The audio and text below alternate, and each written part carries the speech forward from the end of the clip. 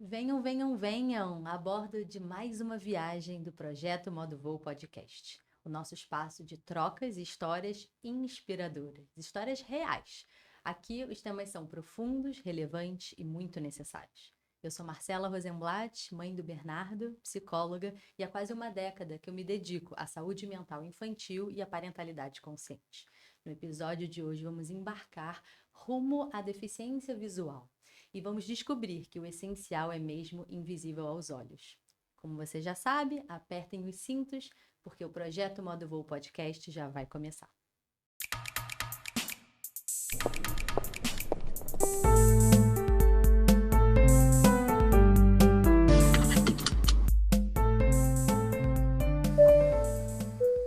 Em nome da comandante e da tripulação, desejamos a todos um ótimo voo.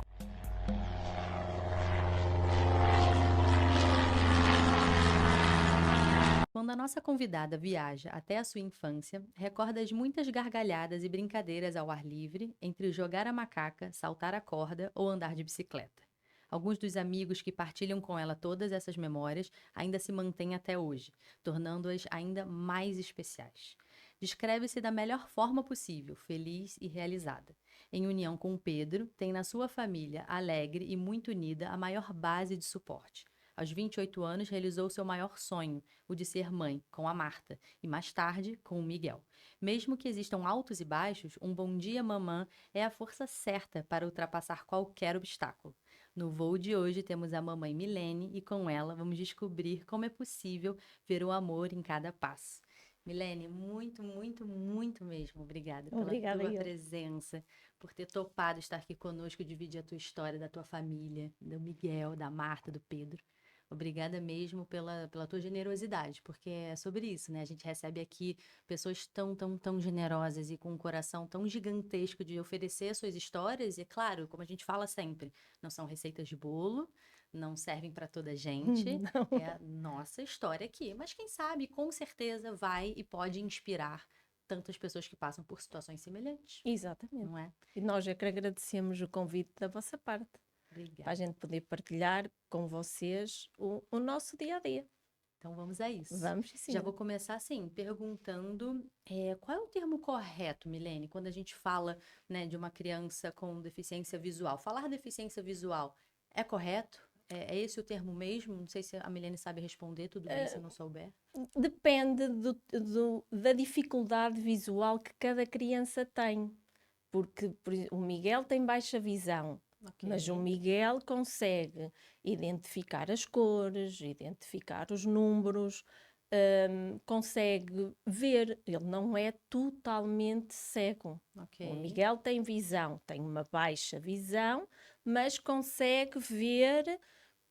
Não é como uma criança normal, mas consegue ver dentro das limitações dele. Perfeito. Então é Sim. uma baixa visão, É uma mas baixa é visão. correto falar então numa deficiência visual. Eu Exatamente. pergunto isso curiosamente porque tivemos um episódio sobre. Tivemos ou vamos ter, não sei ainda a ordem que os episódios vão aparecer. Pronto, temos um episódio sobre surdez. Não é? Ok. E dentro desse lugar, falar a deficiência auditiva não é que seja errado, mas é falar surdo mesmo. A pessoa, ela é surda. Mas o Miguel não é considerado Cego, cego. perfeito, Exatamente. é Ele importante. tem uma baixa visão. Perfeito. Tem dificuldades a nível visuais, mas não é cego. São coisas totalmente diferentes, aqui no nosso caso. Perfeito. Então é sobre isso. Então, o Miguel, a gente fala que ele tem uma baixa visão, então ele faz uso de óculos, provavelmente. Vai começar a usar, começar. sim, porque ele no início do ano foi sujeito a uma cirurgia para corrigir um estrabismo nos 2 olhos. E agora irá começar a usar óculos para corrigir uma miopia também que começou a ter agora. Tá bem. Que pode começar a aparecer a partir dos 7 anos. Por conta da síndrome... Do síndrome de Joubert. De Gilbert. Então, fala um pouquinho pra gente dessa síndrome específica. O síndrome de Joubert é na parte do cérebro, pronto. Pode afetar a parte da visão, a parte da fala, a parte da locomoção. Nós temos a sorte em que o Miguel, pensávamos nós que podia ter estas limitações todas, e o Miguel acaba por nos surpreender e conseguir fazer tudo como uma criança normal. Dentro das limitações dele, claro, mas o Miguel caminha, o Miguel vê com as limitações dele e o Miguel fala com. Aí temos uma lacuna muito grande na parte da fala, mas com o tempo nós vamos conseguindo entender e perceber tudo o que ele vai dizendo. Afeta a parte da motricidade fina, que ele não tem. Tem, mas é muito fraca porque afeta a parte do tono, no caso do Miguel, é a parte do tónus superior, porque o Miguel não tem muita força na parte superior, o que faz com que afete a parte da motricidade fina do Miguel. Pronto, e aí quando a gente fala, hoje ele tem 6 anos, 7 anos. 7 anos, então a parte da escrita, talvez ele tenha Muito um bocado mais de... rudimentar, não tem uma pega correta num lápis, por muito que a gente tente, por muito apoios que a gente faça, que a gente compre, porque há uns aplicadores para pôr nos Sim. lápis em que nós temos todas as variedades. Lápis um pouco mais Temos grossos, lápis não é? mais grossos, só que o Miguel não o quer, porque vê os amigos e quer fazer igual aos amigos. E não se adapta aos lápis mais grossos, nem aos aplicadores. Porque ele quer ser igual aos outros. Claro, é uma fase que a criança sai um pouco de casa, né? Se volta muito ao mundo e começa a encontrar esses pares. Exatamente. E vê uma grande maioria de crianças usando um Com lápis lápis normal e quer sim. fazer igual. Exatamente. Isso, como você acha? Eu acho que é positivo. Eu acho isso ótimo e claro que para ele seria muito mais fácil porque não forçava tanto a parte da mão, porque o Deve ser Miguel, cansativo, muito cansativo, porque o Miguel ao pegar no lápis nem sequer pousa esta parte na folha. Ou seja, o Miguel a escrever, ele faz muita força nesta parte, no antebraço. o que faz com que ele fique cansado rapidamente. Um trabalho que está sendo feito dá muito tempo com as terapeutas ocupacionais, por exemplo, que é uma grande batalha que nós vamos tendo aqui.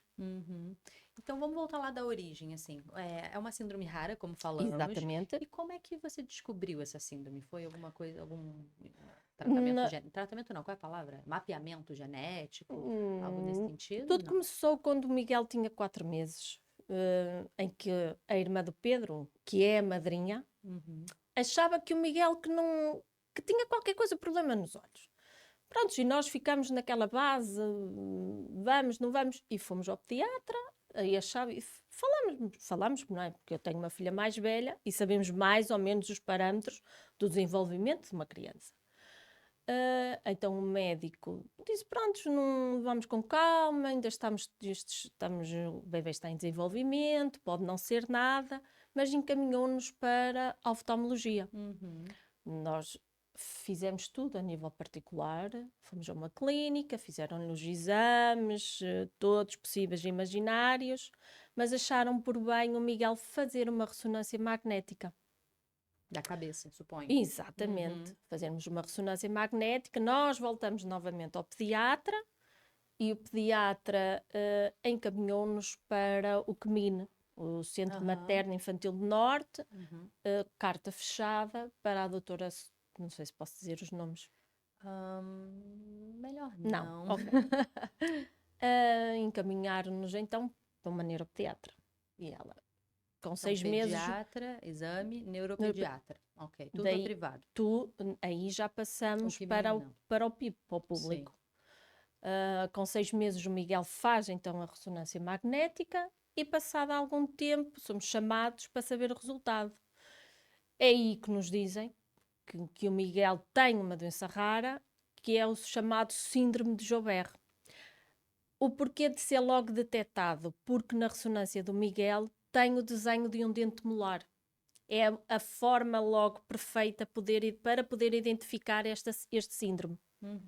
Se forem pesquisar na internet, é a primeira coisa que falam, a presença do dente molar na ressonância magnética. do dente mesmo.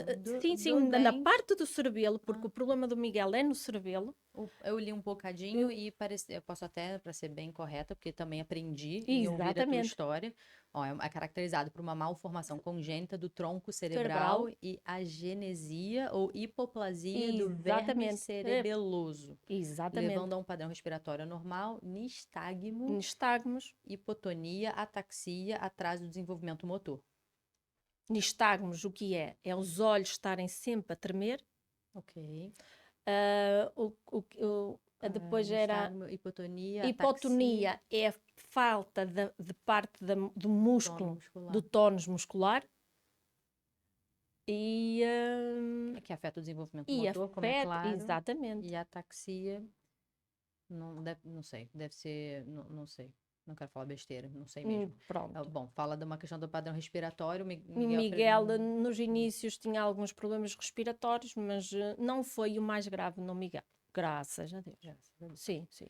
E aí, então, viram esse dente molar. E identificaram logo o Miguel para o síndrome de Joubert.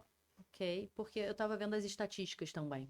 E dizem o seguinte, que a prevalência está estimada em aproximadamente 1 a cada 100 mil pessoas. Então, é realmente mesmo raro. muito raro, sim. Então, quer dizer, os dados que se tem, que desde 69, onde a doença foi... diagnosticada pela primeira vez. Exato, né? Escrita sobre a doença, sobre a síndrome, melhor dizendo, foram registrados cerca de 212 casos no mundo todo. No mundo todo. Até 2014, tudo bem, já temos 10 temos anos aqui aí. 10 anos. Mas pronto, que tem umas 100 casos, são 312. Se calhar nem isso.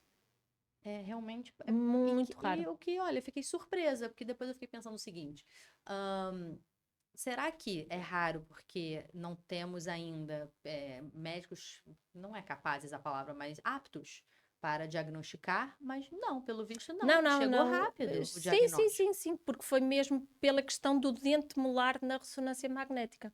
Então é um traço marcante. É um traço, é uma forma de identificar logo este síndrome. Ok. Então pronto, aos 6 meses vocês recebem essa notícia. Imagino eu que nunca tinha ouvido falar disso, assim como eu. Não. E como foi receber a notícia e compreender do que se tratava, um prognóstico? Como é que vocês se sentiram? Não há prognósticos. Olha, foi como se costuma dizer em português. Levamos os dois uma bofetada bomba branca. Sim. Prontos, exatamente, prontos. E acordámos para... Foi difícil, foi. Mas temos que seguir. Temos que seguir em frente. E foi o que nós fizemos. Mal a gente descobriu, acho que tivemos sorte nesse aspecto, porque a neuropediatra indicou-nos logo tudo que nós tínhamos que fazer.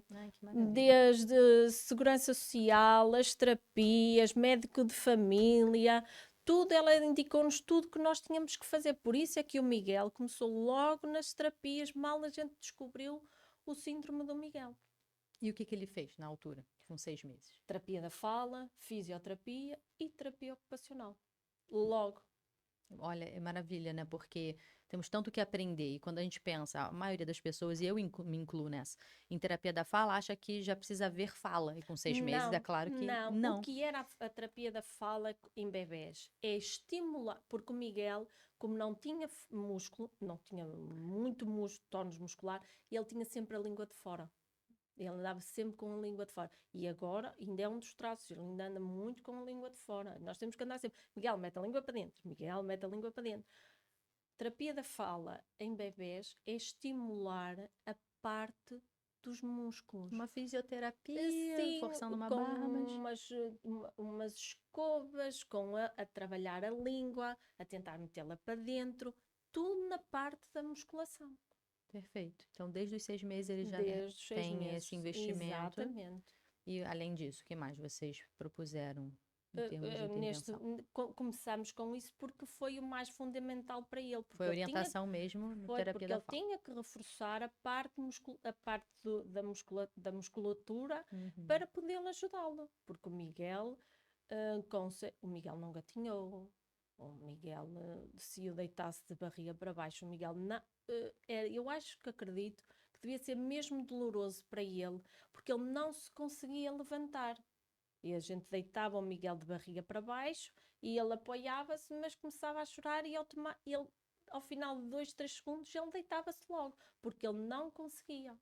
O deitar de barriga para o tummy time, não é que a gente fala que o bebê precisa fazer isso para Isso, sustentar sim, o de barriga pescoço. para baixo, e assim o Miguel raramente conseguia fazer isso. Eu acho que o Miguel deve quase que se calhar nem rebolou, porque ele não tinha força para rebolar. Uhum. E a terapia da fala ajudava também com essa A parte terapia da fala e até principalmente a fisioterapia. para Fisioterapia fortalecer para a fortalecer a musculatura do parte corpo. de cima, sim. Certo. E aí, como é que foi então esse desenvolvimento dele? Quando é que ele conseguiu se locomover? Como é que foi a locomoção? Caminhar, só perto, já devia ter quase, se calhar, os 2 anos. Só aí é que ele começou a caminhar. Estávamos em pleno Covid, Uhum. 2020. E eu fechada dentro de um quarto, porque apanhei Covid. E o Pedro, a Marta e o Miguel no resto da casa. E foi aí que o Miguel começou a caminhar. Ó, atrás da mamãe. Foi aí que o Miguel começou a caminhar. E eu não vi. Filmaram depois um Já não. pouquinho. Assim, depois Pronto. filmaram, mas eu não vi o Miguel a dar os primeiros passos sozinho. Covid. Época difícil. Exatamente. Pronto, então o Miguel dá os primeiros passinhos aos 2 anos. Imagino como deve ter Sim, sido a ele dava, mas era comemoração. sempre agarrado Não, a é qualquer normal. coisa, mas Pronto. sozinho, O sozinho. bebê, quando começa a andar, também precisa se agarrar, Sim, sim. né? Quem tem aí o desenvolvimento típico faz isso com 11 meses, 12, 13, 14, Mas o 15. Miguel só faz Com depois 2, passado um ano. mas fez. Fez, Andou exatamente. apoiado e começou a Sim, andar aos sim, porque o 24 meses. Miguel acaba por ter, agora não tanto, não se nota, mas até então o Miguel tinha sempre, vamos aqui ver, se os amigos tivessem 3 anos, o Miguel estava considerado como se tivesse só 2. Não é? Em termos de Temos aqui um desenvolvimento. atraso quase de um ano. Pronto, Ok. o Miguel fez sempre tudo muito mais tarde do que uma criança dita normal da idade dele. Ok. Sim. E o desenvolvimento da fala, então, ao andar foi A coisa fala é muito mais complicada, complexa, que é né? o mais complexo. Acho que é a maior lacuna do Miguel. Já está melhor, já está melhor, mas ainda temos muitas, muitas dificuldades na parte da oralidade. Na, na, es- na forma dele falar, porque ele tem uma língua muito grande, o que dificulta aqui a parte da verbabilidade das palavras. Pronto, isto é um trabalho constante de escola, família e terapeuta da fala. Uhum. Mas ele consegue se comunicar, você acha, Sim, sim, Milene? sim, Sim. sim, Aponta, perfeitamente. faz o Ele, que a gente, precisa. neste momento, já o estamos a perceber muito bem. Mas até então ele conseguia, a gente conseguia, ele conseguia se expressar e a gente conseguia. Eu, mãe, claro. Com mais facilidade, sim. As mães e pais também, né? Quem tá ali no convívio familiar, Exato. com mais facilidade, claro. Exatamente. Que a gente vê com frequência, né? O meu filho fala, como é que é? Ele tem 15 meses. Para abrir, ele fala ama. Não consegue falar o brr, né? Mas eu sei o que é. Quando ele fala ama e tá com alguma coisa na mão, eu sei que ele quer que abra. Mas pronto, claro que se ele tiver em qualquer outro contexto, ninguém vai saber. Mas aqui a parte dos rres é muito difícil. Os X's, meter a língua, trabalhar a língua é muito difícil, depois de dizer as letras, que é muito complicado. Porque a língua é um músculo. Exatamente. Então, se a gente está falando de uma condição, né, de uma síndrome não- que traz essa fraqueza muscular, Dificuldade, é claro ainda que a pior. fala também vai ser. Exatamente. Então, ele, sem dúvida, vai conseguir falar do jeito dele, eventualmente. Com um Exatamente. pouco mais de dificuldade, vai precisar de mais treino motor nesse sentido, mas ele vai chegar lá. Sim. A gente acredita que sim. Sim, com certeza. E aí falamos um pouquinho no início sobre a questão visual, não é? E então ele tem uma baixa visão, está no processo de alfabetização, pronto. Mas vocês acreditam que vale a pena, já pensaram sobre isso, de investir no braille, alguma coisa nesse sentido? Não tem necessidade, não faz sentido. porque ele está na escola e ele sabe ler, ele consegue identificar as letras. Perfeito. Ele não tem dificuldades em identificar e em ler. Ele está muito bem adaptado à parte da escola. Tanto que ele está à frente. Em questão de quadros é tudo interativo. Ok. A professora tem o cuidado sempre Ele está à frente de... Ó Miguel, tu consegues ler? Se ele disser que não, de pôr a letra um bocadinho maior, para poder facilitar sempre o trabalho do Miguel. Maravilha. E Sim, você sempre encontrou essa abertura, esse cuidado na escola, por exemplo, em outros contextos? Acho que só enquanto ele andou na creche, acho que não houve abertura. Acho que quem estava com ele não soube perceber o Miguel e não soube lidar com a situação do Miguel. A partir do momento que o Miguel entrou no jardim, na pré, 3 por anos. 3 anos, foi espetacular. O Miguel, nunca se negou a ir para o jardim de infância. Muito bem acolhido, desde professoras, auxiliares. Os amigos aceitaram o Miguel. Foi fantástico mesmo. Que encontro, Sim, que sim, positivo, né? Foi É uma escola é um uma agrupamento escola que você pública, falou. é um agrupamento que não nos negaram nada. Tudo que as educadoras, a ELI, porque nós depois somos acompanhados por outras instituições, além de termos a Me falaram ELI. já desse nome. O que Sim, significa mesmo? esqueci-me. Alguém já me falou aqui, Sim, inclusive. Pronto. tanto que o Miguel, nós fomos mal. O Miguel foi logo acompanhado desde os 6 meses de idade pela ELI até terminar o jardim de infância. Pronto, eles fazem sempre um acompanhamento, eles vão à escola, eles vão a casa, ver quais são as dificuldades, o que é que precisa na escola. E foi, o Miguel precisava, acharam por bem o Miguel ter um quadro inclinado no jardim de infância para, como ele tinha dificuldades na visão, não era? Para ele, em vez de estar com os olhos mais em baixo, para estarem ao nível dele. Ali falou com a educadora e o agrupamento comprou e entregou o quadro. Os lápis também eram diferentes, por exemplo. Nossa, que trajetória. Pediram um tablet e o Miguel teve um tablet.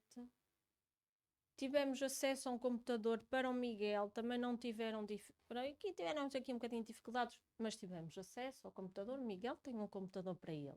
Ou seja, encontraram os recursos para fazer da trajetória acadêmica, né, escolar do Miguel uma trajetória possível de inclusão, de que ele faça parte de uma turma regular, porque o Miguel faz parte desde o jardim da infância, ele faz parte de uma sala com crianças normais, porque o Miguel é uma criança normal. Tem as limitações? Tem, toda a gente sabe isso. Fica à vontade. Eu agradeço a tua emoção.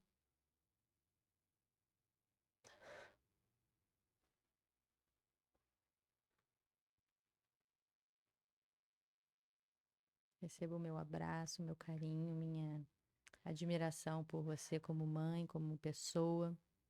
Mas é bom a gente chegar a um grupo, a uma escola e ver o nosso filho a correr, a brincar, a jogar à bola e estar feliz com os amigos. É a melhor coisa que a gente recebe quando os vai buscar à escola. Por isso é que eu acho que os professores e os auxiliares têm que gostar do que fazem. E nós encontramos na escola do Miguel um bom agrupamento, sem dúvida alguma. E uma boa escola. Quer falar o nome da escola? Eu acho que esse nome vale a pena a gente É o Jardim de partilhar. Infância da Divisa Velha. Que fica onde? Em São João da Madeira. Em São João da Madeira. Que pertence ao agrupamento Oliveira Júnior. Foi fantástico. Desde que o Miguel lá chegou, nunca nos puseram entraves nenhuns. Eu lembro-me, nunca mais me esqueço, do primeiro dia que cheguei, eu a chorar e o auxiliar só me disse: vais embora, não te preocupes que o Miguel vai ficar bem. E o Miguel teve lá 4 anos fantásticos, maravilhosos, em que toda a gente, logo no primeiro ano, no segundo ano, disseram que ninguém se acreditava que o Miguel que chegou com o desenvolvimento que teve. só num ano que foi maravilhoso, maravilhoso. Quando a gente fala de educação, a gente fala de pessoas, né? De, como você acabou de dizer, e é perfeito, que professores e educadoras da infância e auxiliares precisam gostar do que fazem.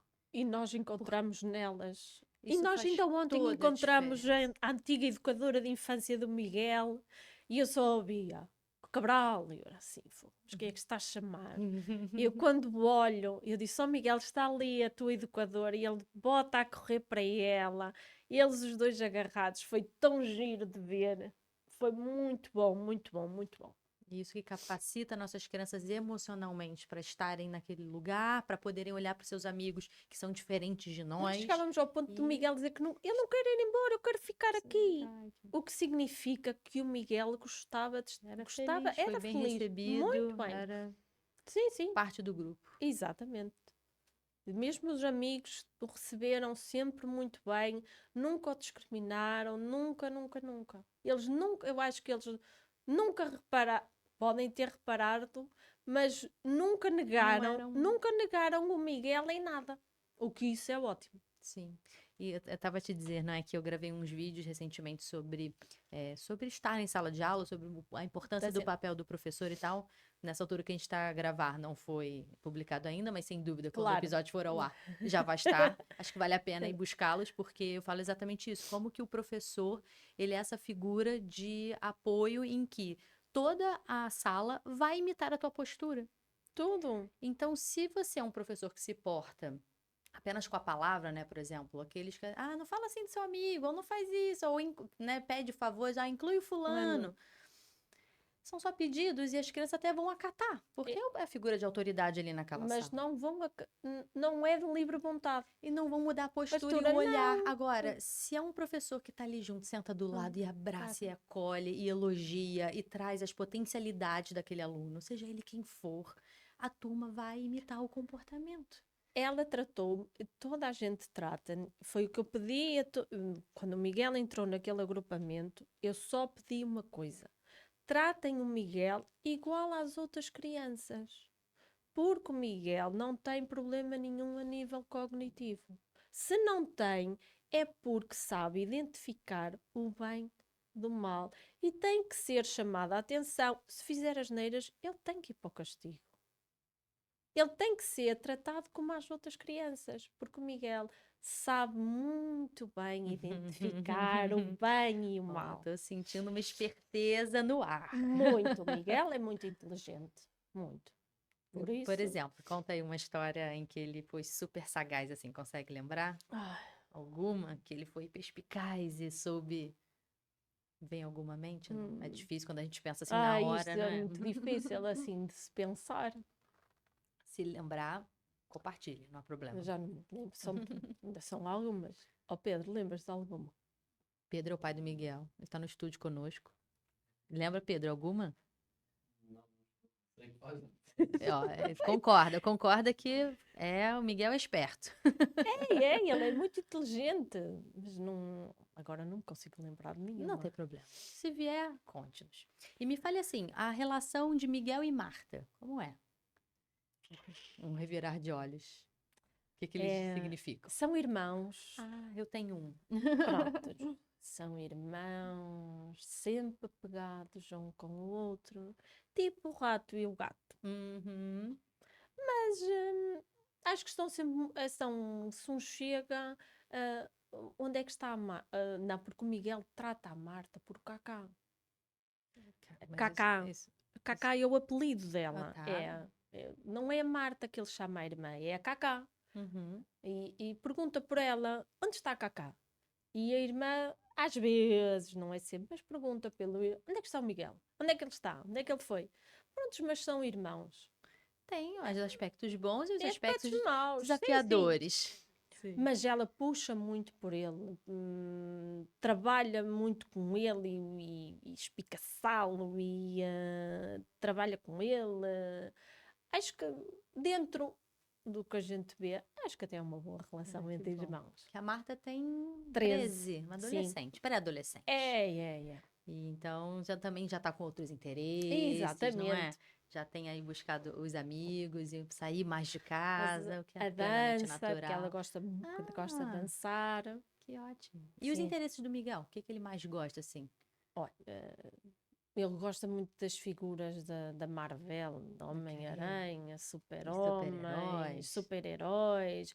Agora está virado para o futebol, do Ronaldo, Cristiano o Ronaldo? Cristiano Ronaldo e o Messi. Ok. Agora Neymar, esses nomes, eu só sei por aí pronto, também, não sei mais nada. agora está vocacionado para o futebol. Ok. E esporte? Como é que é a relação dele, Faz assim, consegue? natação para fortalecer, Ó, claro, a excelente parte. exercício. Neste momento, como ele foi operado no início do ano, não quisemos prejudicar a parte da cirurgia, mas vamos iniciar novamente a parte da natação E a cirurgia foi o quê? para corrigir o estrabismo. Ah, ok. Ah, a outra coisa que faz sentido Exatamente, explicar, você falou, né, que os olhos ficam se mexendo justamente porque o que segura o olho é músculo. Exatamente. Então, quando esse músculo está enfraquecido, pronto. Existem outras situações Sim, oculares sim. que Mas aqui trazem foi esse para efeito. corrigir o estrabismo, porque o Miguel tinha um estrabismo, um desvio muito grande no olho direito Uhum. e fizemos a correção do estrabismo nos dois, para ele poder agora ter a visão mais alinhada e ser muito mais fácil na parte da escrita, na parte da visão, porque ele via televisão e ele estava encostado à televisão. Uhum. Neste momento, não. O Miguel agora já se senta no sofá para ver a televisão. Que ótimo. E Sim. foi esse ano, então, Foi no recente. 18 de janeiro. E correu tudo bem? Correu bem. Pronto. Correu bem, mas nós pais, claro que ficamos sempre muito preocupados. Sim, não? É uma normal, cirurgia, é uma não é? cirurgia. Claro. Porque ele acordou a dizer que não via, não é? Depois a largar lágrimas com sangue. Claro que Ok. para nós Foi um susto. foi um susto, sim. Mas recuperou, foi só uma Está, questão ainda da... estamos aqui, a parte da recuperação ainda vai durar quase um aninho. Ok. Mas ele está muito voltou melhor. Falou que não estava a enxergar, mas voltou a enxergar. Deve ter sido É só a de fato. parte de... Porque ele, quando saiu da cirurgia, tinha uma película, não é? Ok. Para não... Porque ele tinha que estar quase no escuro, que era para o olho voltar novamente ao normal, sim. Mas recuperou. E é uma adaptação, uma criança, não é? Exatamente. Já para um adulto é E, difícil, claro. quanto mais para uma criança. E se a gente está falando, né, de uma pessoa que tem uma baixa visão, mas se adapta, né? Porque as crianças têm essa facilidade, eles se adaptam Exatamente. muito bem. Então, ele se adaptou com o olho que tinha, com a possibilidade que tinha. Sim, o Miguel, Mudaram. desde bebê, que se adaptou à dificuldade visual que ele tinha. Uhum. Desde bebê. E a cirurgia alterou esse lugar que ele conhecia. Exatamente. Para melhor, espera-se, claro, mas altera. Então, é lógico que ele precisa também de um tempo para, opa, o que está acontecendo aqui? Claro. Mas correu tudo muito bem, está a recuperar bem, tivemos melhorias, isso é o mais importante. E tem algum cuidado específico que tem que fazer? Não, Vida normal? Vida normal, sem problema. Já agora temos que, como ele está a ficar com miopia, tem que usar os óculos para começar a corrigir a miopia. Uhum. E a miopia faz parte também da síndrome de Joubert? Não faz. Pode começar a aparecer às crianças a partir dos 7 anos.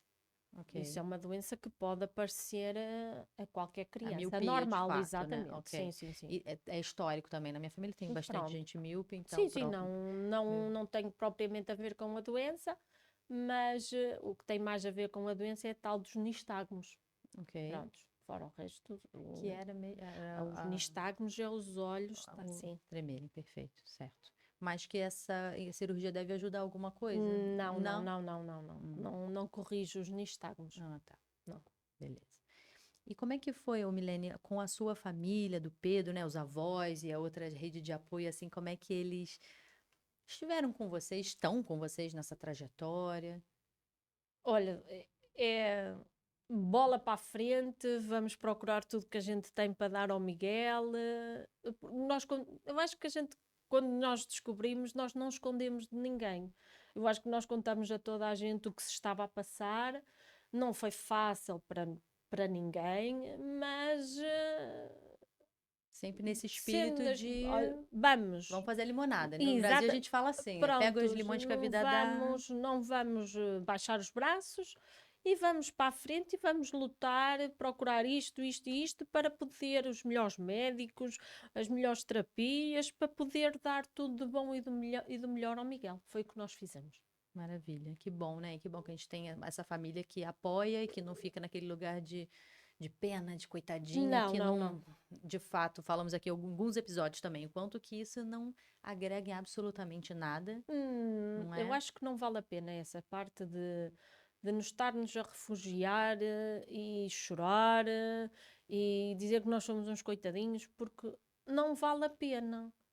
Porque quem tem que estar em primeiro lugar é os nossos filhos, não é mais ninguém. E se a gente não estiver ali na primeira fileira para aplaudir de pé, quem Exatamente. mais, não é? Não vale a pena. E é claro que também, né? Para Eu termos como pessoas para nos rebaixar, nós já temos a sociedade toda em si. chegaremos nela. Chegaremos nela. Mas que eu ia falar que sim, eu acredito muito também que é importante pais, né, cuidadores, de uma maneira geral, terem um lugar seguro, tranquilo, geralmente em setting terapêutico, né, uma figura de confiança, mas também para poderem falar das suas próprias emoções, Sim. né, e das suas aspirações, dos seus desejos, das suas expectativas que não, né, é claro que quando vem uma questão, a gente agarra e faz, tem que fazer. Mas é claro que não está no imaginário de ninguém o desejo de ter um filho com uma síndrome rara. Lógico que Ninguém, não, não é? ninguém quer. Claro. Ninguém quer estar, Então, ninguém quer ter esse papel. claro que não. Mas qual é o espaço, então, que a Milene e o Pedro encontraram para poder falar disso, né? Ou não tiveram? Não tivemos, não fomos à procura disso. É entre nós. Entre vocês. Entre nós, Que seja, sim. temos que ir a este oftalmologista. Vamos. Custa dinheiro? Custa, não faz mal. Nós estamos aqui para Arranja-se. ajudar. A gente Uhum. ajuda. A gente vai e temos que ir aqui. Temos que ir a oftalmologia? Vamos. Temos que ir a pediatra? Vamos. É entre nós. Entre nós e família para poder dar tudo. Agora, não fomos procurar ajudas fora. Não. Ok. Encontraram um no outro essa Teve aliança, que essa ser. força. Que bom, isso Por é isso é que o ótimo. Pedro evoluiu e seguiu com o negócio dele, se alcançou os objetivos dele para seguir em frente e poder ajudar de todas as maneiras, porque ele depois eu é que estou em casa, o Pedro é que vai à luta e depois eu é que lido com os meninos, depois eles sentem falta porque o Pedro tem que estar no terreno lá fora. Dividiram, encontraram dessa Exatamente, maneira nós o dividimos o melhor nosso time, dia a dia, digamos, sim. em que o Pedro vai à luta para nos dar tudo de bom e de melhor para o Miguel, para a Marta, para nós todos. Perfeito. Então foi assim a organização de vocês Teve que ser. e como prosperou, não é? Pedro estava a nos Exatamente. contar aqui como que ele se reinventou profissionalmente para poder ir atrás de uma situação profissional E que lhe desse mais liberdade, mais estabilidade. E isso tudo graças ao Miguel, que trouxe esse desafio para vocês, claro, mas que também trouxe então essa possibilidade de dar essa volta, de não é? reorganização De se da vida reorganizar. de todos nós.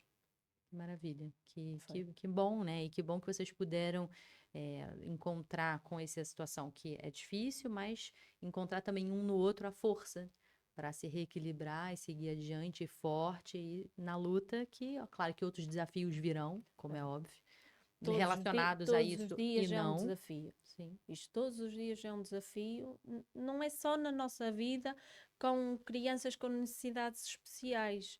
Isto é um desafio para todos nós ao longo, para quem tem filhos, todos os dias são desafios. sim. Não é só porque nós temos uma criança com necessidades especiais. Claro que é sempre o dobro, o triplo, mas até para quem tem filhos normais, a sociedade neste momento é um desafio para nós pais. Chegamos nela, não é? Chegamos nela. Vamos falar dela então, da sociedade. Milene, fala assim, quais foram os encontros bons e ruins que você teve com essa sociedade que pode ser cruel, mas também pode ser acolhedora? Então, quais experiências você traz assim da sua trajetória? Acho que foi logo nos inícios, por causa de por causa do Miguel, que era por causa de um apoio em plena segurança social, Ok. em que era para uma junta médica E o Miguel devia ter, foi quando nós descobrimos, o Miguel devia ter 7, 8 meses. E então queriam que eu cheguei à junta médica e pediram-me um documento. E eu só tinha o documento eu nem tinha, o Miguel não tinha cartão de cidadão e queriam que eu tivesse um cartão de cidadão. E eu disse, mas eu não tenho. Eu não. Então não me queriam fazer a junta médica. Ou então eu tinha que ir à junta de freguesia buscar um atestado. E eu disse, pois, mas eu não vou buscar atestado nenhum. E eu não saio daqui enquanto vocês não virem o meu filho. Vocês liguem para onde vocês quiserem, porque no documento que vocês mandam para eu estar aqui, não diz aqui que eu tenho que ter documento. Essa necessidade não desse tenho, documento. por isso eu não saio daqui. E eles lá ligaram e fizeram-me a junta médica. E me explica, como estrangeiro, o que é essa junta médica? Não sei. Uma junta médica era para ter um apoio a nível financeiro para o Miguel. Ok, sim. Simplesmente. Então passa por essa junta médica da Segurança Nós Social. temos o médico de família tem que preencher o documento, dizer qual é o problema do Miguel. Nós depois somos chamados a uma junta médica à Segurança Social. Que vai comprovar. Atestar exatamente qual é a percentagem de deficiência de um adulto e de uma criança. Exatamente, sim. E esse percentual mais ou menos é o que vai dizer o quanto mais ou menos de benefícios ganham? Exatamente. Ok. Se for, acho que abaixo dos 60, não tem direito a nada. Mas depois esse é para o atestado multiusos. O atestado multiusos está depois, principalmente em muitas coisas, para um adulto e depois para os pais da criança. Certo. Então você teve esse mau encontro. É logo assim, uma vez em pleno hospital, para uma consulta de visão, sim, porque nós antes de ir para a parte do privado fomos para o público. E nós tínhamos uma consulta de visão aqui num hospital no Porto. E nesse dia chovia tanto, que nós não chegámos a tempo da minha hora de marcação. Nós chegámos para fazer o check-in e avisamos, pedimos desculpas, porque estava a chover tanto de onde nós vínhamos, pedimos desculpas por ter chegado, eu acho que se não foi enganada, meia hora que chegámos atrasada. Eu posso lhe dizer que estivemos para cima com uma criança de 1 ano, para cima de 2 horas à espera que nos atendessem. E nós a ver os outros miúdos com os pais a chegar depois de nós, a serem atendidos. Crianças já grandes. E nós com uma criança de 1 ano, à espera quase 2 horas. Eu olhei para o Pedro olhou para nós e nós viemos embora, nem sequer fomos atendidos e bloqueamos. Nunca mais fomos à parte. Foi quando nós resolvemos, bem, temos que realmente seguir em frente e ir para a parte do privado, porque o Estado realmente não... Como é que é a palavra? Como é que eu vou dizer? Eu acho, a minha visão não é de que é rígido, não é? Não consegue perceber estes pais que têm crianças com necessidades especiais. Porque tem o que eu chamo de rígido é exatamente isso, é essa caixinha, esse protocolo aqui muito protocolar, muito burocrático, que o sistema público precisa seguir em todo lado, não é só em Portugal, não, em todo lado. E pronto, quando chega uma individualidade, uma vida como eles não conseguem se adaptar. Não conseguem. Não conseguem. Isso é zero inclusivo, tanto não é? que foi a partir daí que nós resolvemos fazer a parte tudo a nível particular. E encontrou respostas melhores? Muito melhores, sem dúvida alguma. Eu posso dizer que nós passado para aí 2 meses fomos a nível particular à parte da visão, a um médico com melhor a nível nacional, porque nós procuramos sempre o melhor para o Miguel. E fomos a um especialista, que é um médico um oftalmologista, pediátrico. Sim, que só lida com crianças e só lida com crianças com necessidades, com doenças raras. Ok, é um especialista em doenças raras. E eu posso me dizer que eu entrei com o Pedro e com o Miguel e ele perguntou-nos o que é que nós estávamos lá a fazer. Eu disse, olha, o Miguel tem isto. E eu posso lhe dizer que ele descreveu-nos a doença na totalidade do Miguel e disse-nos, o Miguel tem isto, isto e isto, o Miguel daqui a 5 tempos vai começar a caminhar, vai começar assim, assim, assim. E posso dizer que bateu tudo certinho. Que bom. É muito bom quando a gente encontra a resposta que a gente precisa enquanto pai, né? Ele descreveu-nos a doença do Miguel toda na hora. E ele que faz o acompanhamento regular do Miguel, Sim, então. sim, a nível de visão, sim. Ok. Sim, a nível de visão, A claro. nível de visão, sim. Interessante, eu até me lembrei aqui de um caso ele é um apresentador brasileiro, Thiago Leifert, se eu não me engano. Eles têm já não sei se é menino, um filho, uma filha, não sei, que descobriu muito pequenininho também uma síndrome rara ocular. E hoje ele faz toda uma campanha mesmo, uma campanha em prol de conscientizar as famílias do quanto é importante levar um bebê ao oftalmologista. Sim. E eu posso te dizer, meu filho tem 16 meses, eu nunca levei.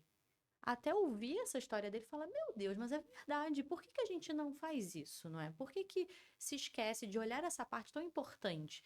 Tem aquele teste do olhinho quando Sim, nasce. no hospital. Mas pronto. E depois têm aos 2 anos aqui, a nível Os 2 anos. Mas e nesse tempo, não é? Ele descobriu, eu acho que foi exatamente nesse inteirinho, posso estar enganada. Mas ele faz exatamente essa campanha do quanto é importante. E, de novo, quando a gente se descobre as coisas muito antecipadamente... Foi o nosso caso. Melhor. Porque nós fizemos tudo muito cedo. Nós fomos com 4 meses, 6, 8, e ele foi tudo muito rápido, estas questões todas bem resolvidas. É isso. Pronto. Então fica o apelo para que a gente busque oftalmologista, né? Que o sistema público também dê essa instrução e que a gente possa olhar para os nossos filhos globalmente, holisticamente, né? Acho que... Mas pronto. Que bom que você encontrou esse médico e que ele pôde te dar as respostas, vai acompanhar o Miguel ao longo do tempo. Todos os anos vamos à consulta, foi ele que operou o Miguel, nós estivemos lá a semana passada. Muito bom. Sim. Uma pergunta, sabe aquilo, de vez em quando, mas muitas vezes na vida que a gente pensa, se eu soubesse disso antes, sabe, teria feito alguma coisa diferente e tal. Então, o que você hoje na tua trajetória, Milene? Claro que a gente também só faz isso olhando para trás, não é? Claro. O que hoje na sua trajetória você poderia dizer que teria feito antes, ou se você soubesse disso antes? Quem sabe não orienta, ajuda alguém que está assistindo? Se é que tem, pode não ter, claro. Você fez um percurso tão encaixadinho, tão fluido, não é? Eu acho, é a minha opinião. E você foi encontrando as respostas na medida que você ia buscando por elas, lógico, mas esteve atenta ali aos sinais, a madrinha que trouxe a indicação, foi no pediatra, foi no neuropediatra e encontrou. Foi logo Acho que não mudava nada. Não mudava. Não. E nada que te fez falta saber antes, para você ter feito um caminho diferente. Eu não ia descobrir se calhar mais cedo ou mais... Nós íamos acabar por descobrir se calhar mais cedo ou mais tarde. E se calhar os caminhos que nós fomos traçando ao longo íamos se calhar seguir na mesma trajetória. Por isso acho que não mudava nada. Não sei se Pedro tem alguma coisa a dizer. E aí, Pedro? Mudava alguma coisa? Mudava o facto de não estarem a prestar um bom serviço quando ele foi para o infantário, quando era recém-nascido. Pronto, o Pedro está dizendo que seria valioso, né, ter encontrado um serviço rico a nível de infantário, que seria importante essa conscientização, não é? Pronto. Eu estava ali até o final. Pronto, que ele poderia usufruir desse espaço por mais tempo, não é? E ter, enfim. A parte da creche foi uma desilusão. E estamos a falar de uma creche que é semi-privada. Que não teve essa parte, sim, não teve sensibilidade. Fala, André, certeira. Não teve sensibilidade nem entre a educadora, nem entre as auxiliares, porque o Miguel, eles estão numa sala, não é? E depois ao final do dia vão para uma sala junto com os outros meninos. Não era eu que o ia buscar, porque eu na altura estava a trabalhar, eram os pais do Pedro, os meus sogros. E a minha sogra chegou-me a dizer, Milene, fala, porque a gente chega lá e o menino está lá sentado na cadeira e nem um brinquedo lhe dão. Aquilo quase que era uma discriminação, não é? Um menino podia não ter noção, mas podiam lhe dar um brinquedo para ele brincar, não é? Foi quando entramos em pleno Covid, o Miguel começou a caminhar e eu aí disse, ele quando foi outra vez, eu disse, atenção, eu aí marquei e disse, atenção, que o Miguel não é para estar sentado como estava de antes. O Miguel tem que andar, porque o Miguel está a começar a caminhar. Ou se nós damos o apoio em casa, vocês, como escola, vocês têm que fazer a mesma coisa. E aceitaram, porque senão, se nós não falássemos, o Miguel ia continuar a estar sentado. Sim, sim. Temos que estar sempre lutando pelos direitos dos nossos filhos. Sempre, sempre. Sim. E pronto, então o Pedro trouxe essa, de fato, né? Então, talvez não é algo que você poderia mudar, não é? Mas talvez conscientizar ou pedir, sei lá, nem sei que palavra usar, mas solicitar, talvez, que os professores Mas eu acho que essas fossem... coisas não são de solicitar. Também acho. Eu acho que essas coisas não. Porque quem vai para a educadora de infância tem que ter a sensibilidade de trabalhar uma criança. Não é só porque uma criança é normal que tem que ser ajudada. Claro que tem que ser ajudada. Mas crianças com dificuldades ainda mais têm Com que certeza, ser ajudadas. Com certeza, com certeza. A palavra é Acho justamente que, essa, acho, sensibilidade. acho que aí tem a ver se a educadora gosta do que faz ou não gosta. Porque se está lá só para ganhar o dinheirinho dela, é porque não gosta. Agora, quando se interessa pela criança e pelo ambiente, adaptar a criança, dar-lhe um brinquedo, trabalhar com ela, isso é o mais importante. Não é só escrever nas folhas que se portou bem e que fez isto, Comeu fez aquilo, tudo, comeu fez tudo, fez cocó e fez aham, xixi. Isso aham. não é o mais importante. O mais importante é a gente ir buscar os nossos filhos e eles dizerem: eu não quero ir embora porque eu gosto de estar aqui. Que era o que a gente via quando o Miguel foi para o jardim de infância. Que o Miguel não queria vir embora. E o Miguel entrava lá dentro e ia feliz e contente. É isso. Foi uma discrepância de comportamentos do Miguel totalmente diferente. Em que o Miguel podia não verbalizar, mas chorava porque não queria ir para a creche. E a partir do momento que entrou no jardim de infância, o Miguel desde sempre quis ir para a escola. Vê-se Como a gente diferença. falou, né? A postura de quem está liderando esse grupo. Exatamente. E o próprio interesse que demonstra pela criança, pela família, não é? O acolhimento faz Toda a diferença. É sobre isso, Milene, temos um quadro nesse podcast, que é o seguinte, é simples. Eu vou te falar uma palavra, às vezes, aqui mais de uma palavra, um conjunto de palavras compostas. E você me diz assim, e também uma palavra, uma pequena frase, algo simples, o que ficaria de reflexão acerca dessa palavra. Pode ser? Vamos lá. Vamos tentar. E se não Vamos souber, tentar. tudo bem também, a gente pula e tá tudo certo. É só para fazer um charme. Primeiro, é claro, síndrome de Gilbert. É um desafio. É um desafio. Não. E é uma busca constante para poder dar o que há, para a gente poder tratar estas crianças com todos os mecanismos possíveis que há ao nosso dispor, claro. Isso. Inclusão. Eu posso dizer que não a senti. Na sociedade, talvez? Na sociedade, nessas burocracias. mas na escola, que acho que é onde o Miguel passa mais tempo, eu não a senti. Não, ao contrário, não, a experiência do Miguel foi positiva na escola. Foi muito positiva. Pronto, então assim, Sim. então percebeu a inclusão, sim, percebeu percebi, que... percebi a inclusão por parte da escola, a integrar o Miguel em tudo, o Miguel nas festas, ele participou em tudo, Ou seja, foi algo natural, não é? Foi. Tanto que, pronto, você até fez essa confusão justamente porque estava tão integrado e tão Ele natural. está integrado, mesmo na escola primária, toda a gente já o conhece, toda a gente o trata bem.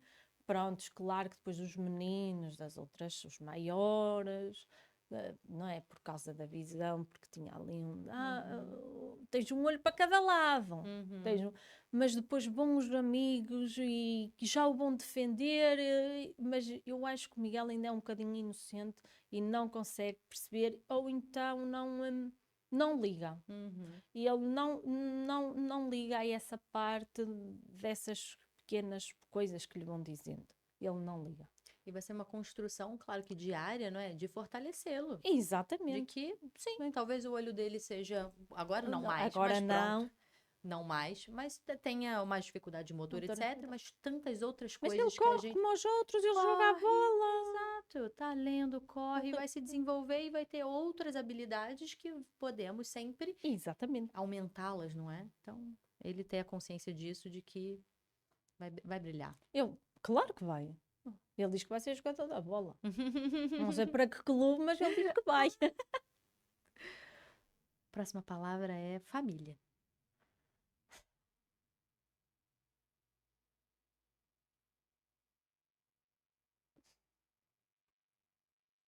É tudo. Yeah. E é tudo mesmo. E é tudo mesmo. É Por tudo. eles tudo e mais um pouco. A gente arranja forças para a família, para tudo.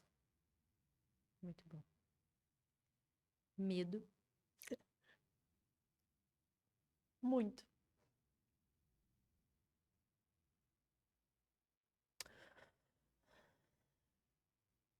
No futuro. Não agora. Porque ele está protegido. Neste momento. Pelas asas dos pais. Uhum. No futuro, muito. Porque nós não sabemos como é que a sociedade vai lidar com o meu filho. Não sei como é que vai ser. Mas eu não posso pensar nisso. Porque senão isso era para estar sempre em desespero. E eu acho que nós temos que viver o dia a dia. É um dia de cada vez. Sim. Um dia de cada vez. Eu sei que quando a gente pensa nesse futuro, e mesmo conhecendo a sociedade do jeito que a gente conhece hoje, infelizmente, é claro que os medos, eles... Acho que ser mãe é ter medo, né? Também. Uma Sim. das coisas. Porque, na realidade, com necessidade especial, sem necessidade especial, a verdade é que a gente quer que o mundo ame os nossos filhos como nós. Exatamente. Não E vão não amá-los vão igual. amar, não vão. Mas eles vão encontrar, sabe, Milene? Eu boto a minha, a minha fé também, o meu medo nesse lugar de que eles vão encontrar o caminho deles. E assim como nós tivemos pessoas que nos fizeram bem, que nos fizeram mal, pessoas que nos ensinaram a não ser como elas, pessoas que nos ensinaram a ser como.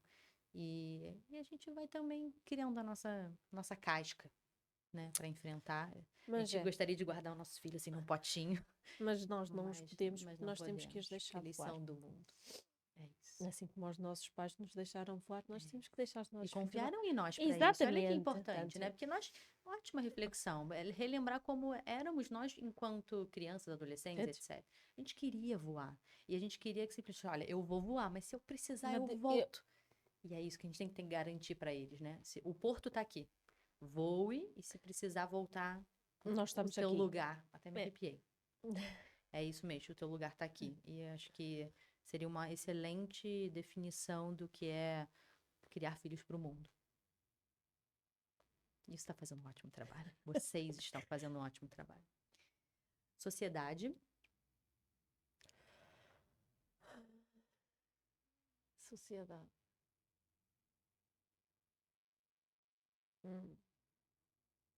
Isto aqui é um polo de dois bicos. Uhum.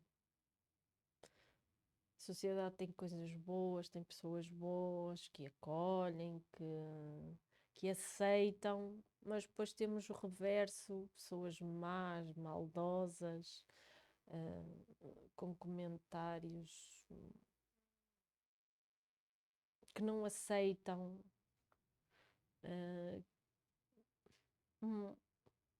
Precisa de muita resiliência, né? É. Muita. Para até ouvir, e uma coisa que também me ajuda e falo para meus pacientes e os pais que eu atendo, que é que seja, assim, uma percepção de que se a pessoa está cometendo esse erro, está falando uma frase que não deveria, ou é porque ela não sabe fazer melhor. E que eu detesto, como quando falamos, me dizem assim, coitadinho. Eu detesto que me digam coitadinho, que o meu filho não é coitadinho nenhum. O meu filho não é coitadinho nenhum, porque o meu filho, ele caminha, ele come sozinho, ele vai à casa, ele não depende de ninguém. Por isso ele não é nenhum coitadinho. Sabemos as limitações e as dificuldades dele, mas ele não é um coitadinho. E eu Exatamente. detesto que me digam que o meu filho é um coitadinho. Uhum. E depois Fique essa mensagem. depois eu levanto as minhas garras de mãe e digo, não, mas porquê é que o meu filho é um coitadinho? O meu filho não é um coitadinho Exato, nenhum. claro. Temos que crescer e defender os nossos, com certeza. E acho que daria para fazer, sem brincadeira, todo episódio eu consigo recortar exatamente todos os convidados falando exatamente A mesma coisa. a mesma fala que você acabou de dizer. Os nossos filhos não são coitadinhos nenhuns. Então, se Porque acabarmos essa temporada com essa mensagem. Os pais são especiais. Exato. Eles estão com os pais. Eles não Eles são pais coitadinhos. especiais. Nós só descobrimos que somos especiais quando eles nos calham nos braços. Exato, exatamente, O exatamente. que isto é que se tem conseguido, não são todos. Tem que ser mesmo pais especiais. Pais especiais, o Pedro está ultrapassar falando essas aqui, né? barreiras todas. Pais especiais para ultrapassar essas barreiras, exato, Exatamente. de tantas falas empobrecidas mesmo, né? Desatualizadas, melhor, E desatualizadas. depois o pior é a gente encontrar pais pobres de espírito, que eu sei que não é fácil, mas estes pais que não aceitam, eles têm que pensar nos filhos, não podem estar a pensar neles. É nos nossos filhos que nós temos que pensar em primeiro Os lugar. pais em negação, que você diz, né? Exatamente. Uhum.